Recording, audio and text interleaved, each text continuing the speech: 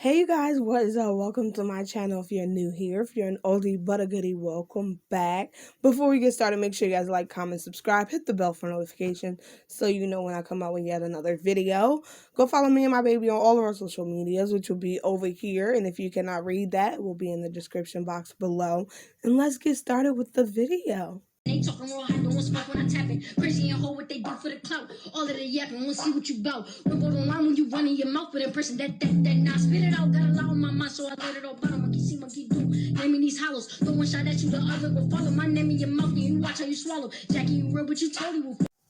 So before we get started, I do want to tell you guys why I look like this. So I am picking out an outfit right now because tomorrow I go to AC and I'm going to be recording the room, showing you guys a room tour and recording that day, hopefully, if I don't get too distracted.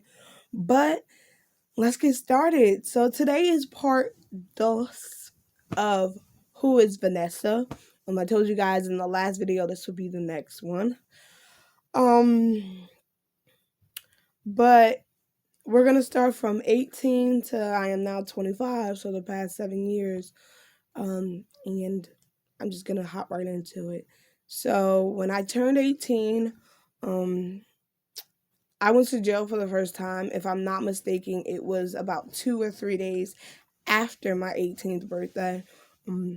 I will leave that up here for you guys if you guys want to check out the why I went to jail story time. But yeah, I went to jail. You guys can hear about that story in that video. And I stayed there for a good 2 to 3 months. After the state had kind of like, because my sister pressed the charges, a little rundown. My sister pressed the charges. She dropped them. The state took over. And when I went to court, I was told that I had to do anger management classes and stuff like that. So what I did was I actually did them. Now, I hate this outfit, you guys. Now, I was told that if I completed the in the anger management, whether it was outside of the home or in home, that I would have my record cleaned, which it is at this moment.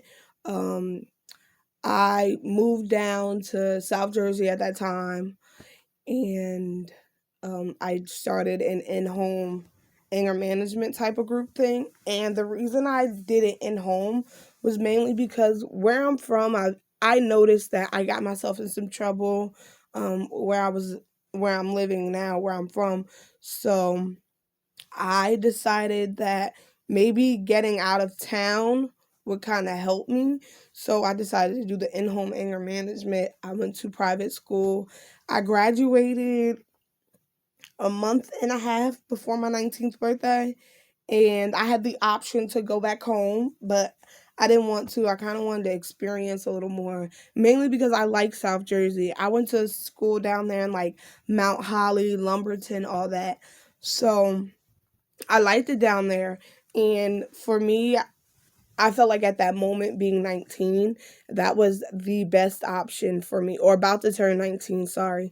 That was the best option for me because it helped me get through a lot. Those anger management classes helped me realize that going off on people, hitting people with phone wires, wasn't like the right way to handle my anger. So I thought that maybe being in South Jersey, where I'm away from everyone, will help me get better. I stayed down there for another 2 years. I met my best friend, my other best friend down there. So for me, I would have to say doing the in-home anger management, it helped me a lot, developed who I am as a person, what I want to be, where I don't want to be when I'm older. And that was in jail, getting in trouble a lot, hitting people. Because when I went to jail, I hit my sister with a phone wire, and I knew that was really, really bad because my anger was not all that good. I had to get my ass straight. So I stayed there for down there for another 2 years. When I was about 20, I moved to Trenton by myself in my own place, and that kind of didn't work out too well. So I wound up coming back home with my mom after things didn't really work out.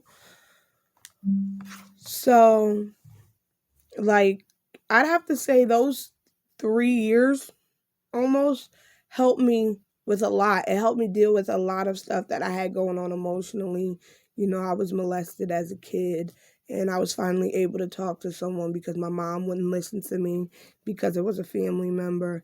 And I learned how to talk more about my feelings than to just give up and just let my anger take over. And I have to say that was the best experience for me in general because those years gave me some time to think about myself and think about my life and where I want to be and where I want to go and what I want to have. So when I moved back up here, I started a new job and I was doing good. I had worked. I got my first job when I was 18. I had not turned 19 yet. I think I got my first job, I have to say, probably a week before my 19th birthday, and I had been working ever since then. um, so it meant the world to me to be able to have people to help me down there. When I got back up, I got into a little bit of trouble, but it was never as bad. I never got arrested. I had this dream of waiting till I was a little older to have a kid. Um, I had birth control, the next on. If you don't know what that is and you're a woman, you put it in your arm and it stays there for 3 years. I got pregnant 2 months after I took that out. But before I got pregnant, I was like, I want to wait till I'm older to have kids because for me, it was like all my family members, my two brothers and my sister, they had their kid in their 20s. And I wanted to wait till I was at least 30. When I was 22, I started dating my baby's father. And it was about a month before I got pregnant, after meeting him. Um, I conceived my daughter on my first day. I remember 2018, it was May 20th, 2018. I started a new job. But in between, like from when I got home up until I found out I was pregnant, I was doing good. I found better ways to control my anger down in South Jersey. So I brought them up and I used them. When I was 22, like I said, I found out that I was pregnant.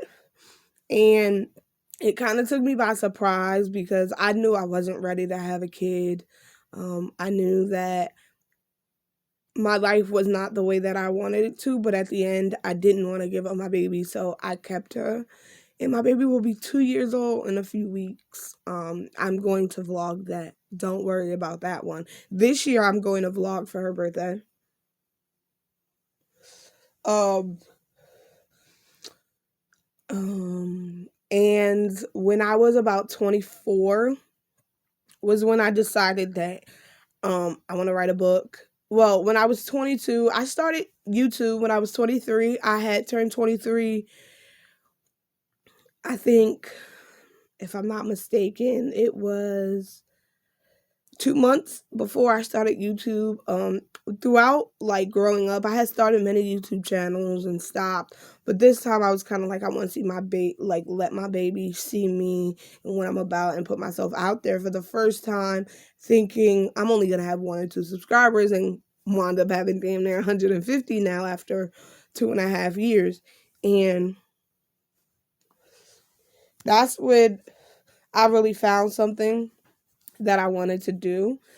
I'd have to say in the beginning of 2019, before I had my baby, I decided that I wanted to write a book, come out with a clothing line, and do stuff to help better not just my future, but my babies as well.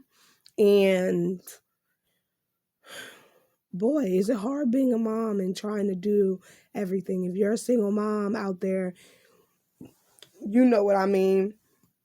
You know what it's like to be trying to juggle more than one thing. When my baby was about 3 months old, I had to stop working.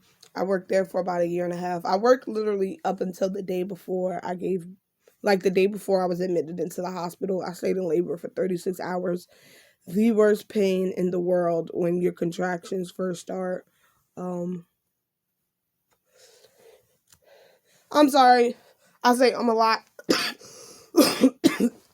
And that was when my life changed after, seeing the medical issues that my daughter was going through and all that.